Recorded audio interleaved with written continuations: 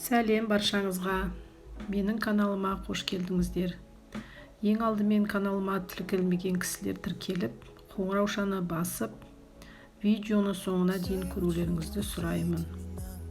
Біз бүгін сүзбелі сочниктар дайындайтын боламыз. Сочниктар өте дәмді әрі жұмсақ. Бөлме температурасында тұрған майымызды қант қосып әбден ағарғанша араластырып аламыз.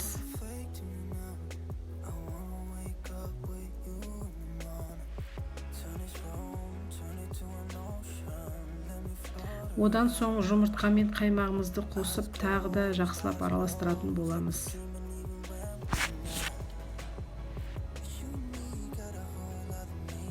Дайындап алған ұнымызға қамыр қопшытқышты салып, одан соң ұнымызды бөліп жұмсақ қамыр илеп аламыз. Онды түгелімен салып жіберуге болмайды, өйткені қамырларыңыз тығыз болып қалады. Осылайша бөліп салып отырып, ұнымызды осындай жұмсақ қамыр илеп аламыз. Одан соң қамырымызды жарты сағатқа тындырып қоямыз. Осы аралықта ірімшігімізді алып үгітеміз. Егер ірімшіктеріңіз ірілеу болатын болса, үкіштен өткізіп алыңыздар. Мен вилканың көмегімен үгітіп алдым. Одан соң қантымызды, ванилин болса ванилин саласыздар. Одан соң жұмыртқаның ағын, менде кішкене сарысы қосылып кетті. Кукурузный крахмалымызды салып,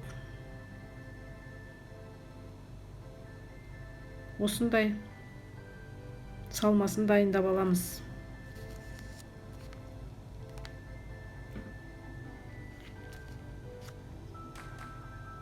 Одан соң қамырымызды алып жаямыз. Не қалың емес, не жұқа қылмай, орташа қылып жайып алыңыздар. Одан соң осындай дөңгелектеп, қалыптармен дөңгелек формада қамырларымды кесіп алдым. 9,5 диаметр 9,5 сантиметр менде. Одан соң бір шай қасықтап арасына салмамызды салып, осылай бүктеп, видеода көріп отырғандарыңыздай бүктеп, осындай формалар дайындап аласыздар. Одан соң духовкамызды 180 градуста қыздырып қоямыз да, противеньге салып, сочниктарымыздың бетіне жұмыртқаның сарысымен жағып шығамыз.